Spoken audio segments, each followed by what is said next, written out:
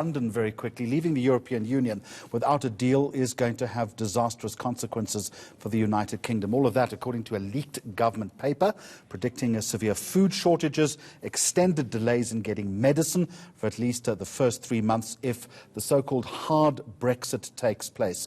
And this obviously as the United Kingdom edges closer to the October deadline. Standing by for us is correspondent Natalie Powell. So, Downing Street, Natalie, good afternoon to you. Reacting with fury, I imagine, to this leaked official document. But it paints a real doomsday scenario, doesn't it? Food, medicine, petrol shortages. How did all of this transpire?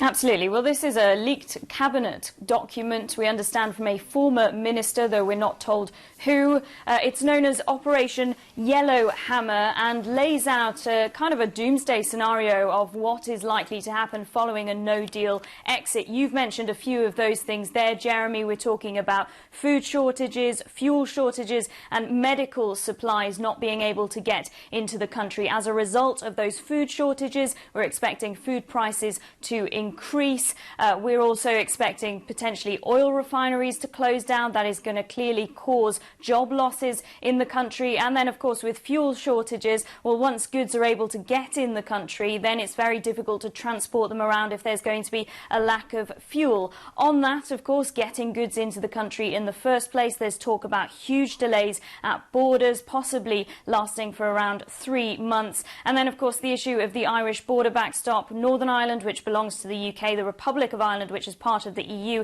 there will be a hard border between them. And it is predicted in this document that that could lead to civil unrest, not only in Ireland and Northern Ireland, but of course the rest of the UK as well. So it is a very difficult picture laid out of the worst case scenario of Brexit. But as you said, the government here in the UK really not happy about the fact that this has just been published. They've said that this is old data, this is old news, that they have actually put in place a number of steps to try to shore up the country against a lot of this, and that's what they've been working hard on. And essentially this document is out of date. So reacting with absolute fury that not only is this being taken as the worst case scenario, so many of these things may not even happen anyway, but the government has been working hard to increase its no-deal planning to ensure that a lot of these things will not happen. Nonetheless, very disturbing. We also read that protests could break out across the United Kingdom. That would require a significant policing. As you say, senior government officials, Natalie,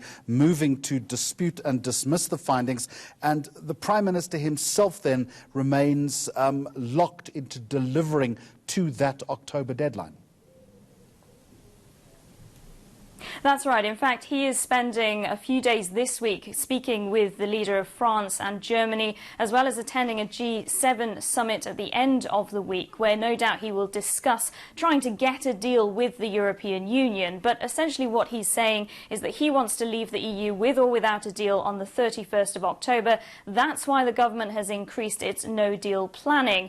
But of course, there are many here in the UK that don't want to see a no-deal happen, and a lot of those are based in Parliament, Jeremy. In fact, we know that around 100 MPs so far have said that they want to be called back from recess that they're currently in at the moment to debate a lot of these subjects that have been leaked as part of this document. And we've got the leader of the opposition, Jeremy Corbyn, saying that he's willing to call a vote of no confidence in the government, then have his own government, essentially a sort of transitional government, if you will, for a temporary period of time to make sure that the UK doesn't go over that cliff edge Brexit on the 31st of October. So lots and lots of moving parts in British politics at the moment, but no doubt this is not going to play particularly well. This leaked document is not going to play particularly well for the current government as it heads out to Europe to try and renegotiate a new deal by essentially threatening that it will leave without a deal. But of course, these doomsday scenarios is not going to look particularly good if the government is essentially trying that and putting that down as its